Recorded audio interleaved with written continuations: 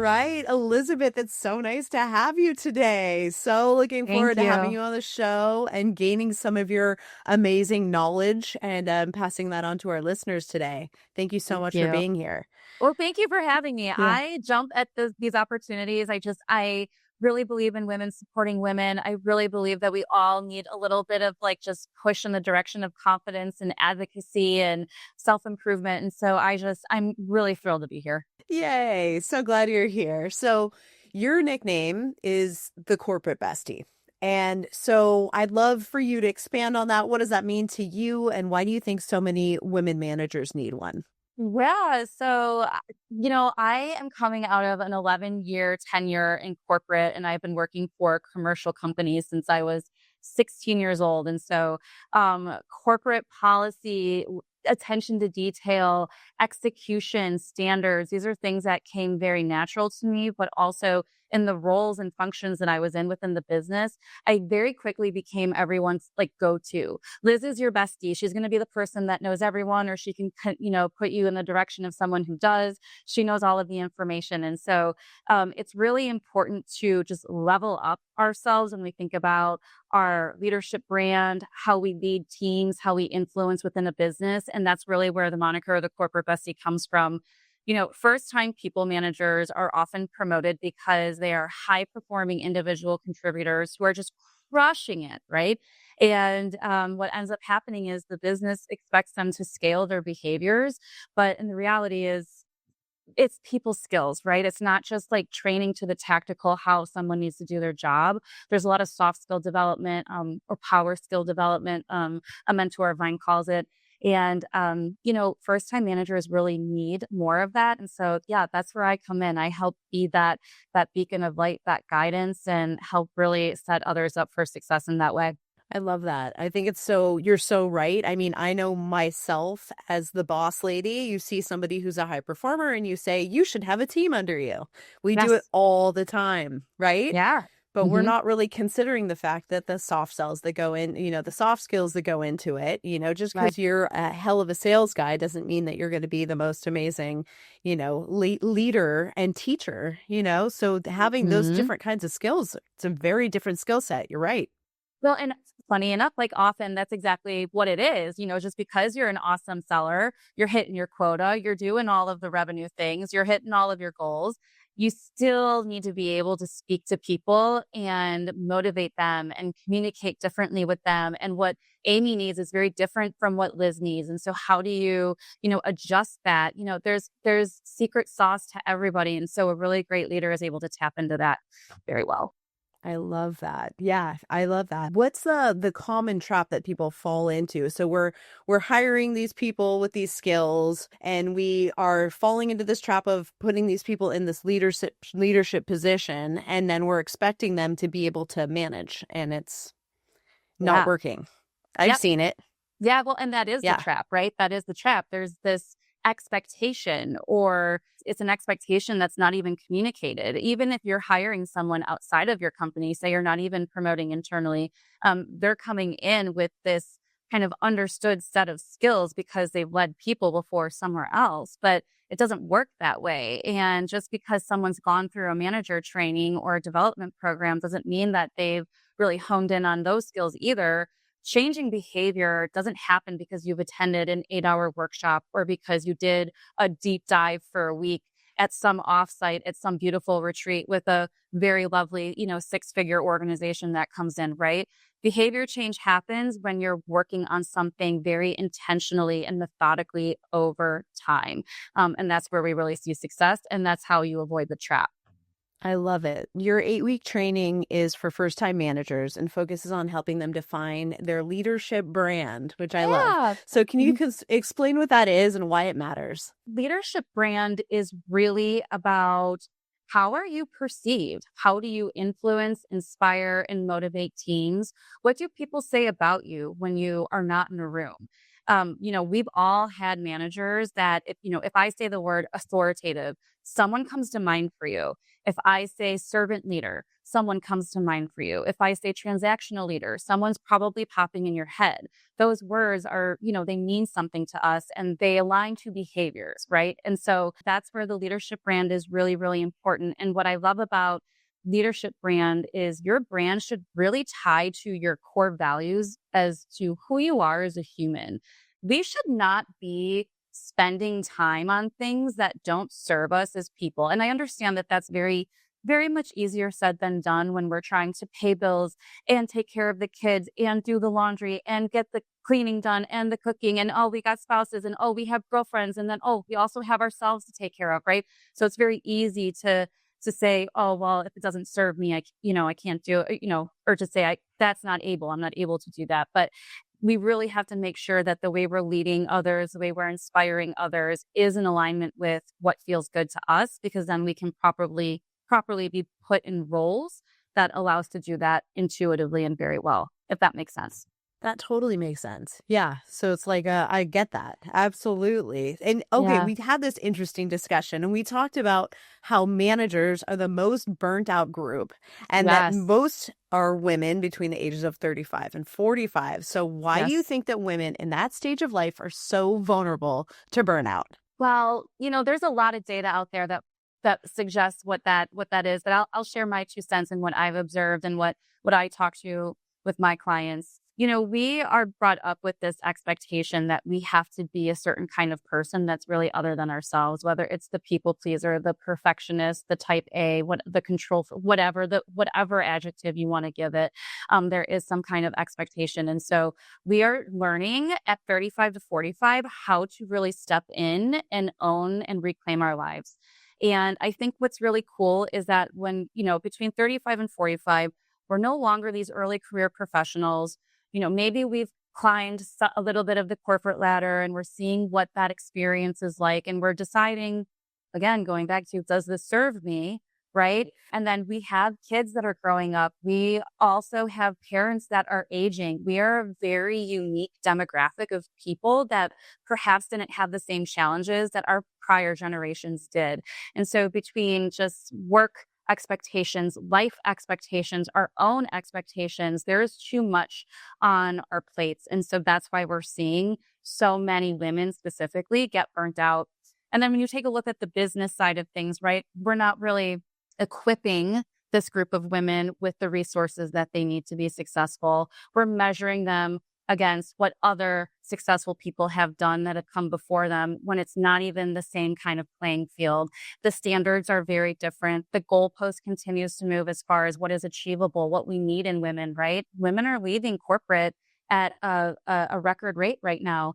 And it's because we're able to go, oh my gosh, I don't need this. And there is something that I can better do with my time. And so, there's a lot that goes into the burnout, but I think the really cool conversation is who do we become, right? Once we decide, Right. that's not something that I want, but I think there's something over here that does, right? And again, that's why leadership brand is so important as well. I love that. Is that what happened to you? Is that how you ended up as the corporate bestie? Did you burn out? I think that I certainly had moments of burnout and I had a lot going on in my personal life. I really, honestly, I always wanted to be in the C-suite, Aimee. I always wanted to be a chief learning officer. So my background's in learning Yeah. and development. I have a strong focus in sales enablement. And I thought it would be so cool to set the learning and development strategy for an organization. And the organization that I was working with at the time, they just didn't value learning in the same way. And that's totally okay, right? Like a business doesn't have to prioritize the same things that I need to prioritize. And I kind of woke up one day and, the leaders that I admired weren't really there anymore. The culture had changed. It just didn't feel good to do the things that I once loved. And I knew I needed to change things up. I am 38 years old. I don't have any children. My husband has a really great, stable job. And so it was like, why not just try? Heck yeah. I know this is totally off script, but I think that a lot of my listeners get to this point in their life.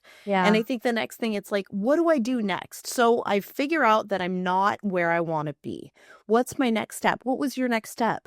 My next step is let's go try something for me, right? So I had Yeah. some really amazing female leaders that were in my sphere for a very long time. Some I worked with, some I did not work with, some I contracted with or hired with, so to speak. And I looked at some of them and I was like, well, I can do that. Why can't I do that? Why can't I go to other organizations and add value through training and through meaningful engagement and conversation? I'm already doing it internally here. Why am I giving my best self to a business when the business can be me, right? And so Yeah. that's really I spent a good year kind of methodically plotting my estate to figure out, okay, well, what is it that I'm going to do? What do I want to do? Are there people out there who would be willing to buy from me? If they do buy from me, what am I going to price things at? What does that plan look like? And so that's how I ended up getting into the corporate bestie. And I really focus on, I do sales training, I do leadership development training, and then I, of course, focus on leadership brand. And that, like, this is the stuff that I'm so passionate about. And I love delivering it to people who want it, who want to receive it. You know what I mean? I love it. Yeah, I Yeah. totally know what you mean. Hmm. I mean, when you do what you love to do, it just feels different Yeah. than when you're just going Yeah. through the motions for someone else. When you can really put your focus on something you're super passionate about, it's a different kind of life. That's what the Yes. manager is all about. It's like how can we help other women find their freedom? Yes. And you've been able to find your freedom with the corporate bestie, and it's so exciting. I Yeah. love it. It Yeah. just Thank it you. sparks me. I was thinking about it on the way over and I'm like, "Oh my gosh, but you did it too." you Yes. know? Yes. You you Yeah. broke free, you know? You broke free Yeah. and now you Well, have your and own time. How do you manage your schedule now that you're a free woman? I don't know that I've cracked that nut yet. So I am a work in Yeah. progress, and I try to take client and mostly customer calls and networking calls like Tuesday, Wednesday, Thursday. I try to be really thoughtful about doing like business as usual administrative tasks, content development on Mondays and Fridays. I prospect at least an hour a day in the morning and also in the afternoon. And I'm trying really hard to stay in that structure. But like I'm human and like the older I get, I feel like I have self-diagnosed ADHD. I'm not even kidding. Like the cell phone, it's on do not disturb all day because I can't look at it. And so like for me to stay focused, I need to like follow, right, some time blocking. Um, but, Yes. yeah, you said something that I wanna also just make sure, like, your listeners understand, and that is, like, you know, there is freedom in this space. There's freedom in the other space too. Like, when you're working in a corporate environment, it's different freedom, or there's different benefits, or there's different, reasons for why you stay, and ultimately, everything is hard, right? Corporate is hard, entrepreneurship is hard. Having children is hard. Not having children is hard. Having parents is hard. Not having parents is hard. And so if you're in a position to choose your hard, choose one that's going to fulfill you, right? That's going to just feel good because it's all hard. It's all It's incredibly so difficult. true. Yeah. It's so, so true. I love it. And that's so much of like what you teach. It's Yeah. it's all around behavior. So you say Yeah. leadership is a behavior, not a title. Yes. And I think that's all about, you're choosing what behaviors we want to be in, which hard behaviors do we want to focus on in life. But yeah, Yeah. so let's get into that a little bit. So Yeah. leadership is a behavior, not a title. That's Can you right. share an example of how showing up prepared can change the outcome in a tough situation? Oh gosh. I mean, showing up prepared is everything, and preparation is just one piece of the pie when it comes to leadership. I have seen, and again, I've trained a lot of salespeople. I've listened to a lot of phone calls. I have experienced and witnessed what lack of preparation looks like, and it is sloppy. It is not polished. It is not thoughtful. It's not customer focused. It's not anything really positive or good. It lacks executive presence, and there's nothing leaderly about that. Nothing says I don't value your time at all, like not showing up prepared. And it's almost like coming somewhere late or, like just not being on time. And so I think it's really important that, especially women, we're thinking about that, right? We have to be anticipating the needs of everybody around us, which again is stressful and can lead to burnout. But if we're incredibly intentional about how we are anticipating the needs of others, we are showing up as that prepared partner, and then people will want to work with us. People will want to be on our teams. We will get the clients that are attracted to us. Oh, yeah, I can't tell did you know that I have 6 children? Yes, I did. And 6. actually, Okay. we didn't talk about that last time, So, and I really want preparation to. is key. Yes, Yeah. I'm like, if you're not prepared, you're just like, if I'm not like 2 days ahead of myself with Yeah. everything that needs to be done, I need to know like what people are eating, what kind of homework is done, like what tutoring, what kind of sports activities we've got going on. But that's how I Mhm. show up for my family is, a strategic, my mom says I run the place like a general, but if I don't, it's just a hot It falls mess. apart. I Yeah. just, it falls apart. I was gone for a week. I got a week off. I went to Costa Rica to see my best friend. I just got Um, back on Friday, and that's why I got the tan. Yeah. But I came home and it's like, oh, my kids were sick. One of them didn't go to school at all for the whole week. And so now I'm oh, playing catch up, to yeah. let's get everybody back on track. Let's get back into this preparation instead of, I don't like playing offense. I like to play, I don't want to play defense. I want to play offense Yeah. with the house. And you got to do that. If you're in a manager, it's the same thing. You kind of want to show up. You want to Mhm. anticipate the needs of the people underneath you. Are you Mhm. happy? Are you sad? How are you feeling? Is this too much? Is this not enough? Yep. I see it. Yeah. Yeah. Yeah. And Being I and being I and I ready. feel like a first-time manager probably isn't thinking about that all of the time. I just posted a video today online about how, like, if you cancel a one-on-one with your direct report, you have to reschedule it because your direct reports, they really rely on that time with you. And, you know, even coming prepared to a one-on-one makes a world of difference to your team. Like, nothing is worse than, you know, I remember being an individual contributor and having some bosses, throughout my career where I'm like, okay, I'm so excited. I have all of these things and I'm going to talk to her about. And I have my bulleted list. I send them via email ahead of time. And then I dial on. And then my boss is like, you know, driving in the car on the way to Wisconsin. And she can't see my screen right now, but, you know, sure, Liz, I'll help you. And it's just like, it's a little deflating, right? And so there are, and I'm not saying that we can't do that. I think that's the beauty of like work-life balance and hybrid working and working from home is that we can take, calls from our car. But that's where like managing expectations, anticipating the needs of others is really an important attribute. I love that. Yes, it's so true. Yeah, you really do have to anticipate. Someone comes super prepared and then you can't really participate in their preparation. That's a real, it's a failure Yeah. to meet their expectations. Yeah, absolutely. So But I look, we're see that. human, Yeah. right? We're human and it Yeah. happens. But that's where I Yes. think also, again, like, especially with first time managers, like it's okay to create this safe space of being human, right? Like I'm not perfect and it's okay to make mistakes. And even as a manager, I don't know all of the answers sometimes. And hopefully the people you're hiring know more of the answers than you do, right? So it's I just, love that. Yeah, yeah. it's such an important thing. I mean, in my business, I often, I don't know all the answers because it's a very high level IT business. Mhm. And the best part about it is I don't need to know because I've got the people that do. There it is. There it is. Yeah. Yeah. And you're like, Yeah. and you make that very clear, right? You're like, this is not an Hmm. Amy task, or this is not a thing for my brain space because you need to commit that brain space to something else. Yes. No, I'm Yeah. not an engineer. I'm not an Yeah. IT engineer. But if I need one, I know where to go. That's right. That's right. But I do think sometimes, you can fall in the management trap of wanting to know everything, of Oh yeah. wanting to be the one. And that's just such the trap too. I Oh, see that so much around me where, it's you want to be the big guy who knows all the things. And it's like, yeah. no You one want a girl no one boss. can know everything. Yeah, no, well, and Right? like I think that the people who have a perception of knowing everything, first of all, they they're full of shit. They don't.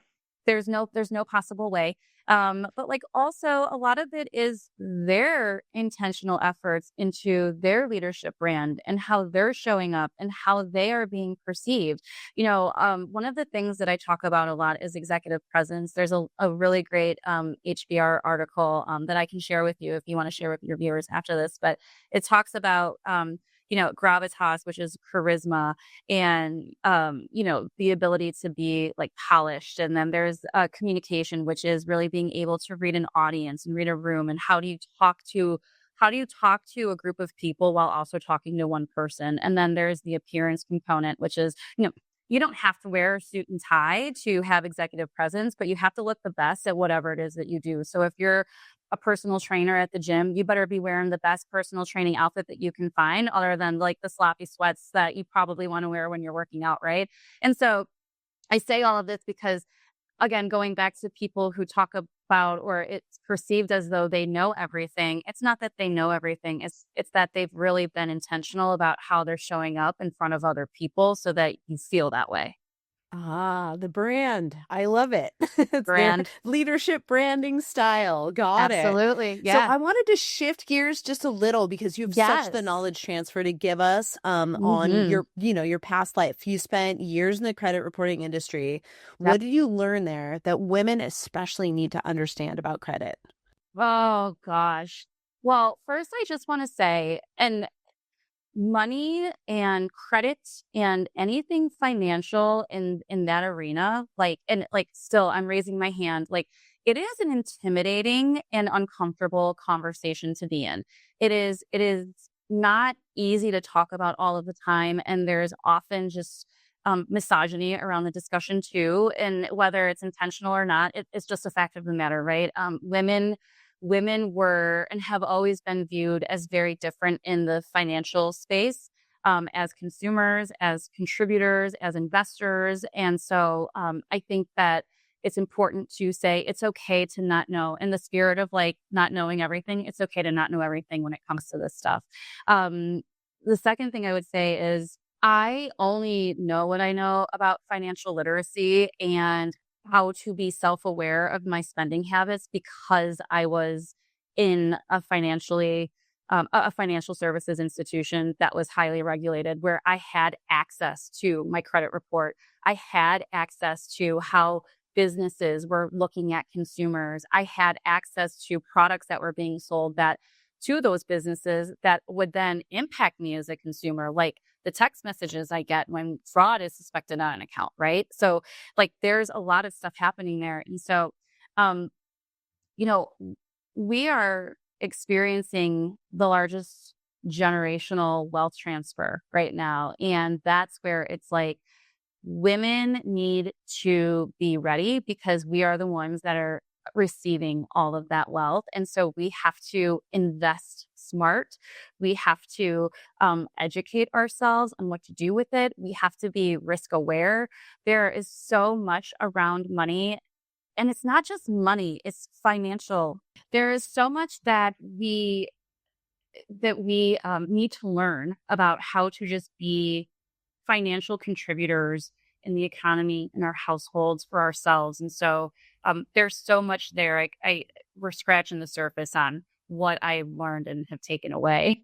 That's just amazing. Why do you think this gap exists? Like the lack of education when it comes to credit and finance with women. You think it's just the what's left over from the patriarchy?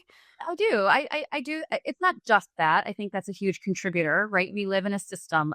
Everything in our world, in our lives. I mean, even the Monday through Friday schedule that I have is a system, right? So we are experiencing the byproduct of a very male dominated patriarchal system.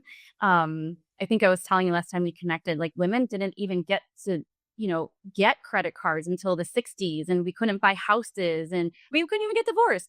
So we've come a long way, but there's still a long way to go. And so I think that we have to um still like there's so much inherent, the man's going to do it in our household, or I'm not the one who's going to do those things just because you weren't raised that way. But I think we need to be a little bit more conscious about taking a more active role in not just how we're contributing to our household, to our finances, but having more of a say so with confidence in what that looks like too. Absolutely. I totally agree with you because money isn't about money, really. It's about freedom. And it's, if you can make your money work smart, you can actually save a lot of working hours. You could have more free time down the road if you're saving for your retirement, if you're investing smartly, if you're taking care of your credit. Yeah. Money isn't just money. Money is time. Money Yeah. represents time. It represents hours of your free time. So Money, it's well, like and I making love that the conversion. saying that time is currency, right? Mhm. Because money means so much in all of those other ways. And so and then I just heard someone say that the human touch is a luxury. Like in a technology world, an AI driven world, like having a human touch is also a luxury. And so I think about those things and um as women, we don't want to lose control of, I hate to say that narrative, but we want to be able to impact that in a really meaningful way. And we are in a position to do that. And we can choose who we are influenced by and who we are not influenced by, right? We have a lot more It's power true. and control over those things. And I think we give ourselves credit for or than we realize. And so, um, and when it comes to money too, I even think about like my parents and my parents were blue collar people, very middle of the road, average, hardworking, right? I remember I went to community college for 7 years, and every semester I swiped my own credit card to pay for my textbooks and pay for my semester. And I had to learn what financial, responsibility with a credit card was at 19 years old because my parents didn't save for my college, right? And so, what we don't want to see is like this up and coming generation not understand the implications of acting now when they're going to be so Yes. much better off in the future Yeah. I mean, I really look forward to this next generation kind of grabbing the reins on too. this thing when it comes to understanding how money works. I mean, I was very into real estate investing as in my early Mm, 20s. I started at 22. But I amazing. feel like my parents were just a little, my mother especially, just a little ahead of the curve on the whole, you know, Yeah. what women need to know thing. But I'd love to see more women, actively feeling confident in their ability to invest, in their ability to use their money. I mean, even though I'm good with money, I could be better with money. I'd love to learn more. And that's sort of where I'm at is just even I could learn. I think everyone, all of us women, if we all just take an active interest and we apply ourselves to learning more about money, getting more comfortable with it, I think Mhm. we could really make a huge impact on the future. So too, and if I can just kind of like tie everything that we're talking about, you know, we talk about being in corporate America, right? And taking the leap. And I just walked away from very nice six figures to make $0. I'm making $0, Right. right? I have to build that book of business. I mean, I'm making money now, but like you go, it's Yeah. cold. It's a cold. You're not making this anymore.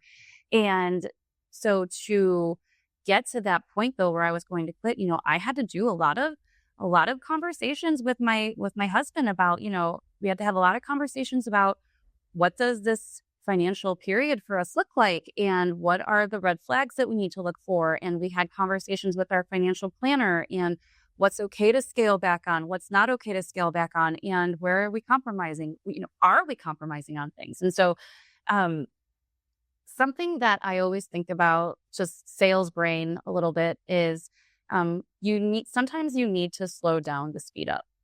And that's really what I am doing at this juncture of my career, is intentionally slowing down with intentional means to speed up. And so as women think about, well, how should I invest, or should I quit my job? How am I going to be prepared? You just need to make sure that you know the answers to some of those questions.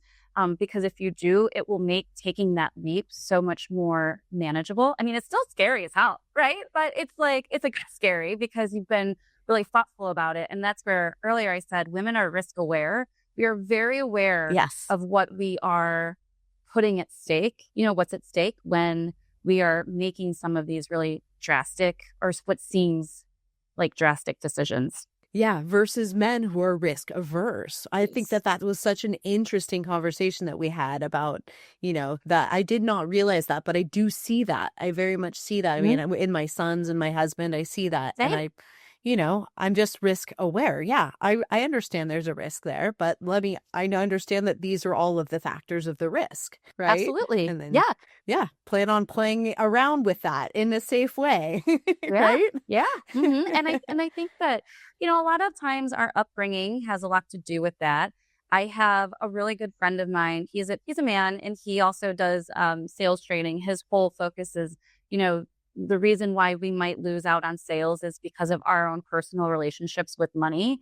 And I love the example that he talks about, which is like what is expensive to you is going to be very different than what's expensive to me. And I think that's very true and insightful when we think about the relationships with our children and with our husbands and whoever else that, has access to our wallets, because we have different perspectives. We grew up differently in those ways. But what's important is aligning on the goals that we have and how do we financially get there together.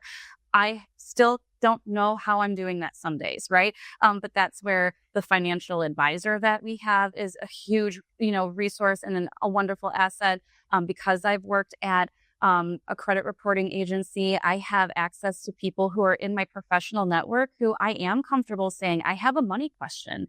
And a lot of people don't feel that way. So I think if you can kind of build that up a little bit around you, you'll be in a much better position, and you'll trust people to make really good decisions about, your finances and what you should do. Being surrounded by people who know more than you do is actually the key to success in Right. general in Falling life. back. Yeah. Yeah. Yeah. Yeah, yeah. Yeah, yeah, totally. If you're not doing it yet, girls, get out there and make some friends that are smarter than you. Make lots of them. Yeah. Friends are smarter than me. It's so important though. Honestly, I have to think, I look back in my life and it's really my success has come from my ability to surround myself with, I really had an affinity for older folks. And I was always surrounded by little old ladies and they were smart, Oh. really, really smart. And then my very closest friend was an elderly woman who had been the controller of the Wilshire Country Club. And man, did she know a lot about money. She's the one who really gave me the chutzpah to go out and do all the things that I wanted to do. Really? And I was so lucky to be surrounded by strong women my whole life, but strong, smart women who knew way more than I did. And I think that, having talking about smart stuff with your girlfriends is okay. It can't all be about, our hair and our nails and our clothes and all that, we have to get past that and get where the men are at on the golf course, talking about finances and talking about credit and talking about things that are really going to end up impacting our lives and the lives of our Mhm. families. Yeah, This is absolutely. getting It's into it. success via Yeah. osmosis, right? There's a Yes. quote out there that's like, you are the average of the 5 people that you spend the most time with in your life. And I think about that a lot. I think about who's in my professional network, who do I spend the most time with when I'm not working? What are the things that we're talking about? And P.S., some of my best relationships right now at 38 are with women who I met a year ago. They're with women who Yeah. I never would have guessed I would have met, because for a very long time, I was like, I don't need more friends. I'm so busy. I am so busy. I can't handle any more relationships. I can't say no to another thing. I can't disappoint another person. I just need to, I know my boundaries. And I have flipped that so much, because now I say yes to so much because quality over quantity, right? I want to be able to build Yes. amazing relationships. I want to be able to intentionally surround myself with people who have been there, done that, who are going places where I want to go, who are people that I Yeah. can bring with me because I see potential in them. That's really important. It's so, so important. It's so very much where I'm at in my life right now too. It's, Yeah. and the women that I've met through like WeBank, Women's Business, Enterprise National Council, Yeah. other meeting and networking with other women in business. It's like you meet these women and you barely, you've known them for a year, but you feel like you've known them your whole life. And Hmm. it's these women that you are like, take me with you. And the ones are like, come on, hang on to my hand. We're going, you Yeah. know? Yeah, and it takes a little Yeah. bit of bravery, right? To be like, I really admire what you're doing and I want to be a part of that.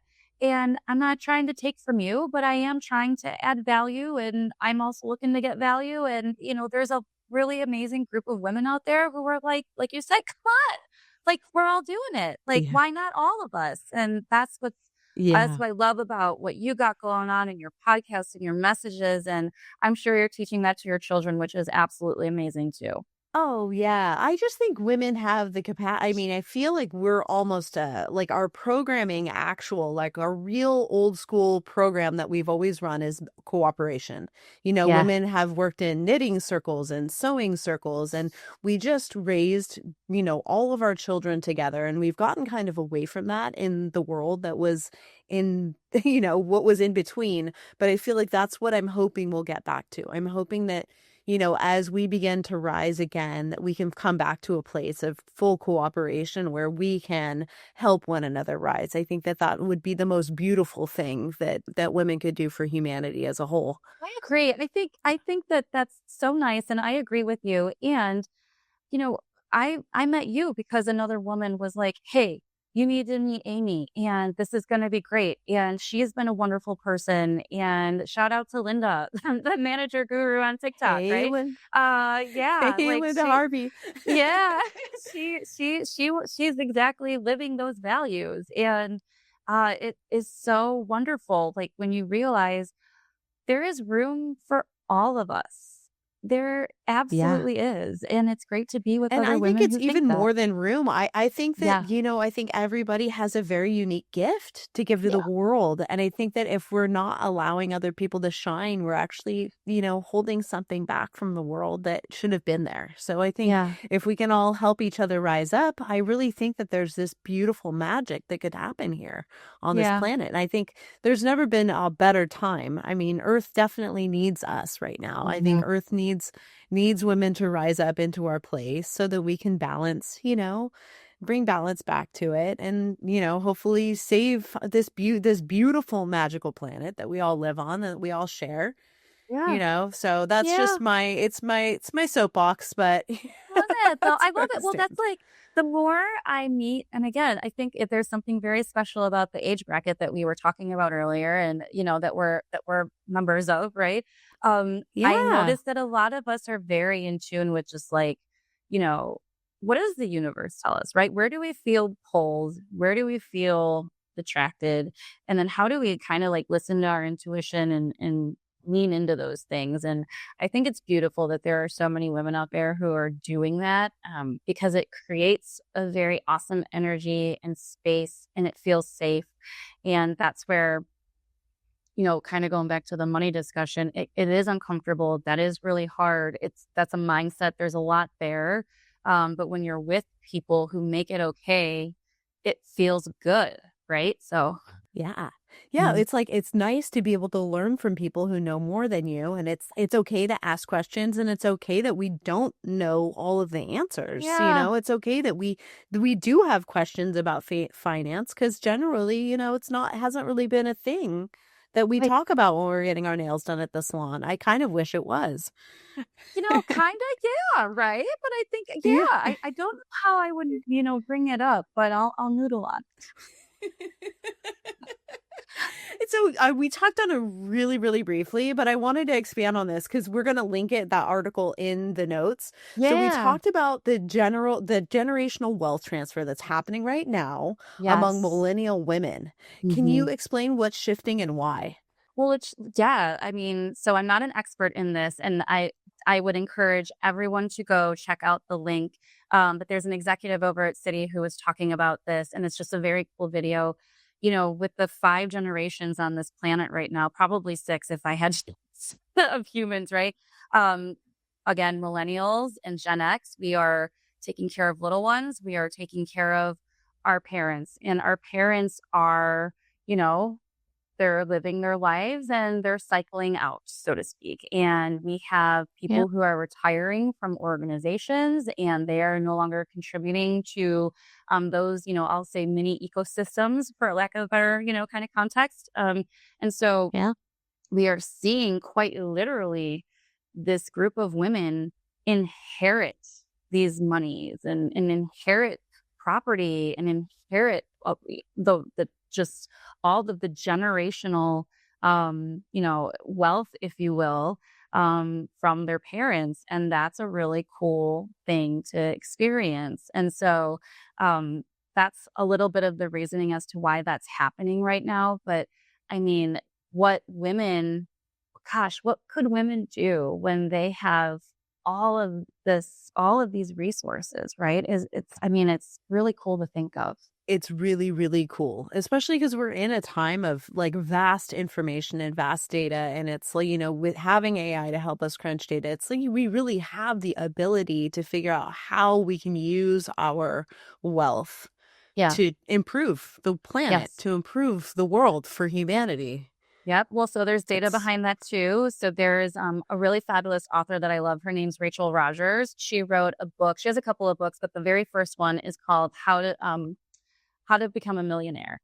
And the first half of the book, she provides data and stats around, and I couldn't riddle them off the top of my head right now, but it's very interesting. And you can listen to it on Spotify if you want to. But, when cool. women are doing well financially, the economy and the communities end up doing well as well because women are giving back, because they are donating their money or they're donating their time. They're more inclusive, generally speaking. So everyone really does benefit when women are more financially set up for success because they know the impact that it makes when you have resources to do the things you want to do. It's truly profound, and it's so so true. And I've read that before, and it's just, to me, I feel like we're really living in this time that's kind of this pivotal time for humanity, and I'd Yeah. love to see the Western woman come and save the world. If she can. I Yeah. think she can. If not now, when? I really think that there's a beautiful, that the shift that's happening right now is very beautiful. And we live in I'm very happy to be alive during this time. Same. I don't know about you, but sometimes I do feel like I've lived past lives, based on just things that interest me and kind of where I feel pulled, in different areas of my life. But I think now is a great time. Like leadership isn't a behavior, it's a behavior, it's not a title, right? And that's where leading by example, being the people that we want to see in others, right? Being the people that you want to see your children become. Do you want your children to fall into the 9 to 5 grind and be miserable, just like, some of us maybe have experienced and burnt out? No, we don't. We want No. them to live their dreams. We want them to take risks. We want them to do amazing things. I have 9 nieces and nephews, and I'm like, I can't wait to watch them go and crush it. And I tell them every chance they get that they can be anything they want to be, because that is the millennial dream that I still hang on to. It's hard. And there is a reason why people don't do it more often. It's because it's hard. It's designed that way. But if Yeah. you can, you will be very successful. Yeah, absolutely. And the freedom that comes from being your own boss, if you're a Oh, good boss to yourself, which is an yes. important thing. Yes, it is. It Be a is. good boss to yourself. Be kind, don't Yeah. grind. Yeah. There's a balance there, right? Some days it's 110%, some days feels like 40%, and um every day is different. And so it's just but as if at the end of the day, if you feel good about the contribution that you made and you can see the results coming in, like that's all that matters. Oh, totally. And that's so where women, like, that's where our hearts are. It's like, Yeah. how am I able to change the world with my work? Yes. Whether it's Yes. helping improve leadership for people who are working within corporations. I've seen it. Everyone that I interview has this, I changed the world feeling within their Oh, own little niche. And I that's love that's that. the beauty of it. It Mhm. was never about the Ferrari for us. It Right. was Yes. It was more, again, it was deeply values, what passionate. fills your cup, it's like Yes. it's all the same language. And so when you can like realize that, it's so powerful and it's very cool to see. Like I love talking to other women who are going through similar seasons of life because I'm like, yes, we got another one. Well, Yes, totally, yeah, totally. I know it is the best. It is the yeah, absolute best. And it's wonderful to see them. It's almost like watching flowers bloom, you know? It's like it is. all of a sudden I have this neighbor and she was grinding it out. She was so unhappy and she bloomed.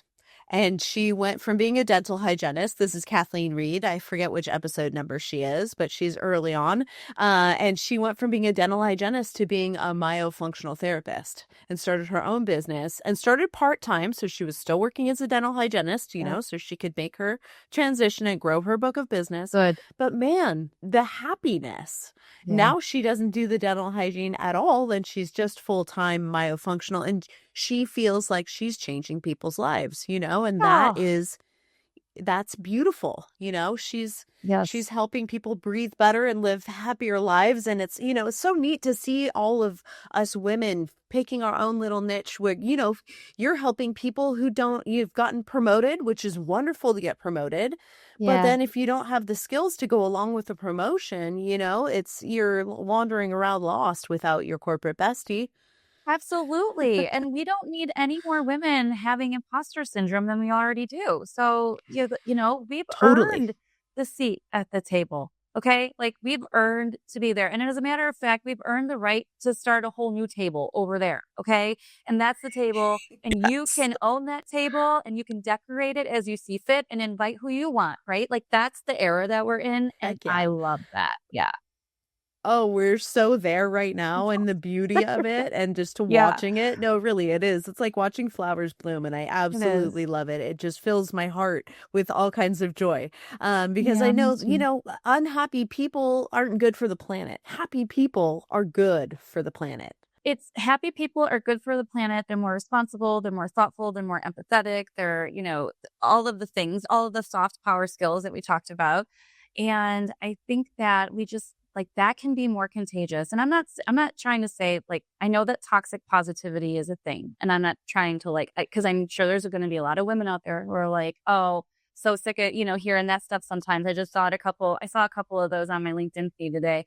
But I think it's okay to be cautiously optimistic. It's okay to be mindful. It's okay to be positive. It's okay to not feel positive, but find the silver lining in things. Like if you can just keep that, kind of just elevated state of thinking and that mindset and keep that motor running, you're really doing yourself a favor when things get really hard and challenging.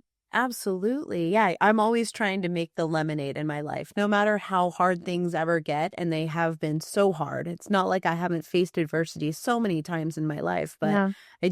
I am glad that I do have, an internal optimist that's always like, okay, Aimee, what is the universe trying to teach you right now? What can you learn from this? How can this make you stronger? How can Yes. this make you better? Yes. Right. I love And that. that's, I that's was on a webinar not too long ago as a panelist, and that was something that we talked about was just like, how can you take a really hard situation or a challenging situation, like even take like, say you're at work now and your boss is really hard on you, like there's that's happening for a reason. Like I hate to be cliche, but like I also don't hate to be cliche because it's true. Like everything happens for a reason and there's always a lesson to be learned. It might not even be a lesson that you're learning immediately. You might not learn that lesson for another year or two, but there is something there. You have to be able to see that, like have some kind of level of insight into knowing there's a reason for it. Yeah, totally. It's so nice when you can, instead of having, because sometimes it feels like things are happening to, why is this happening to me?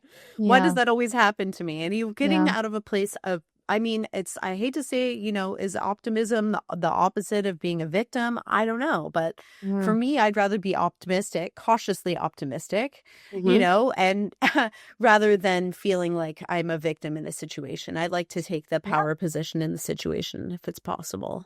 Absolutely. It's ownership, right? Ownership is Yes. leadership. Again, it's a behavior. It's not a title. It is ownership of something.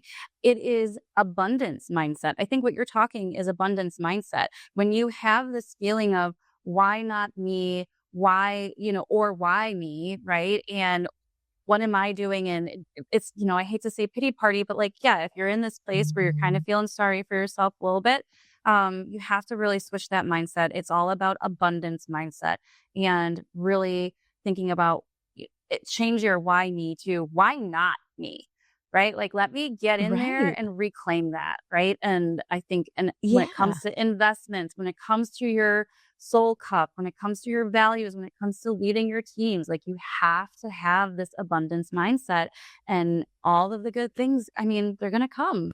I love that. You must be a fabulous leader trainer. You are so good at this. I'm like, Oh, oh thank my you. gosh, so teach me the ways. You're amazing. So you've built this career helping other people lead better, but you've also been married for 14 years and you're a proud dog mom and you're aunt to 9 nieces and nephews. So how do you balance being a mentor in business while staying grounded in family and personal joy? For me, life is about showing up for those 9 nieces and nephews, for that fur baby, for my husband, for the people who I love to spend my time with. And it's really important to me that I'm showing up for them in a way that is authentically me, not burnt out me, not tired me, not annoyed me. I mean, my husband gets annoyed me, but that's, a different thing. But I think that, being able to be that person in my personal life, be that person in my personal life. If I didn't have that in my entrepreneurial life, in my business life, I couldn't, both can't exist, right? I have to have harmony across both areas of my life, which for a very long time coming up in corporate, I was incredibly compartmentalized. This is corporate Elizabeth. This is personal Elizabeth. Nobody in corporate knows anything about Elizabeth. Nobody, in personal Elizabeth's life knows anything about her job and all of this stuff. And, that's something that I'm admittedly still trying to get better at, but that's where I find peace in that harmony when I can bring it all together. And that's what I would tell others, right? If you can be harmonious in how you spend your time. We spend more time with our coworkers. I spend more time in my business talking about sales, trading, leadership development, all of these things than I do with my husband, right? So it's important that, we're bringing our best selves to the discussion, that we're feeling good about our contributions and that it feels just a little bit more fluid. Right. I totally feel you. I love that. And you love to travel. And you We told me do. you have a secret beach that you won't share with anyone. Why do you think that women leaders need to carve out spaces for rest, joy, and privacy in their lives? Well, that is such a great question too. Rest, joy, and privacy is truly your natural state of just being left alone and you figuring out who you are and who you want to be.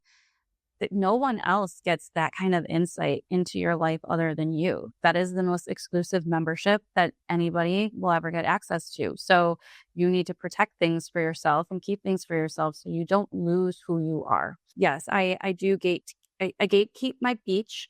Um, my beach is my happy place and I really need privacy I there. That's love why I can't tell anybody. it. I love it. I love it. No, I get it because when I'm on the island of Kauai, I have my own secret beaches too. I gotta keep them quiet. No social media.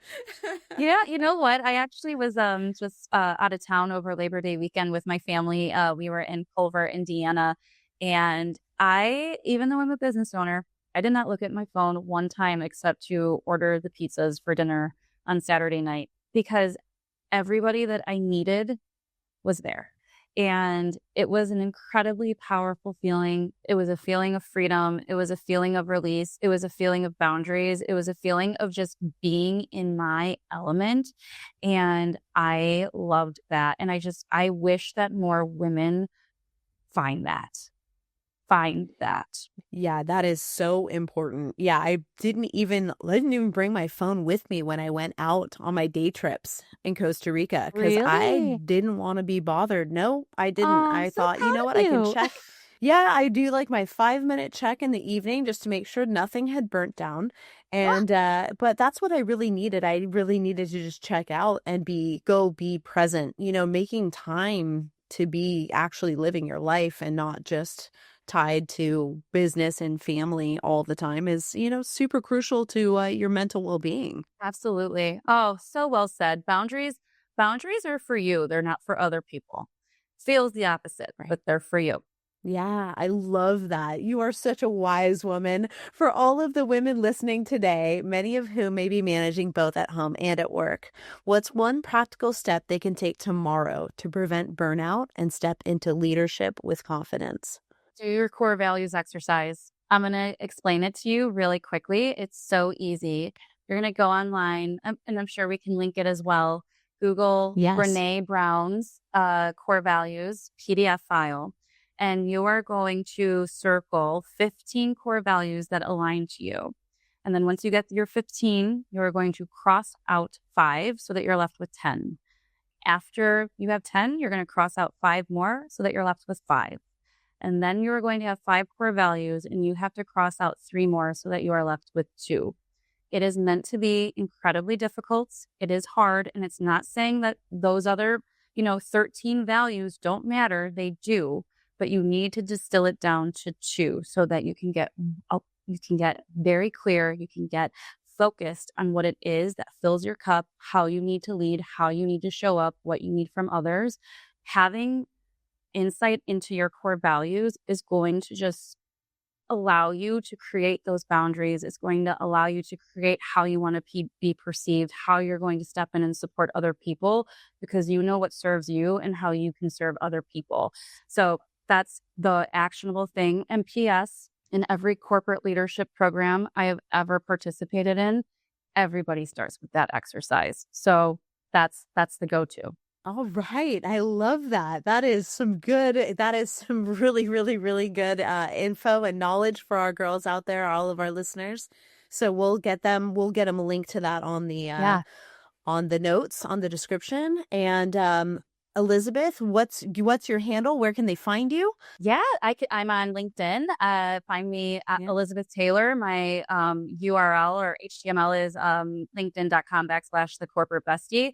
I am also on TikTok, Liz the corporate bestie, and I am on Instagram _ the corporate bestie _. So I'm in 3 places. I post on LinkedIn and TikTok every day. I just come talk to me. Let's be friends. Let's figure out how we can get you to be like an amazing badass boss, right? Or not. Like, or whatever you need to fill your cup. I want to help you. Come find me. Oh, Liz, you're the best. Thank you so, so much for being on the show today. Thank you, Aimee. This was such You a pleasure. crushed it. I just love this so much. I'm so grateful that you had me. So I appreciate you. Absolutely, sweetheart. I will hopefully we'll have you back again sometime soon. We'd love that. And Love have a to. great day. Thank you Thank so you. much. Thank you.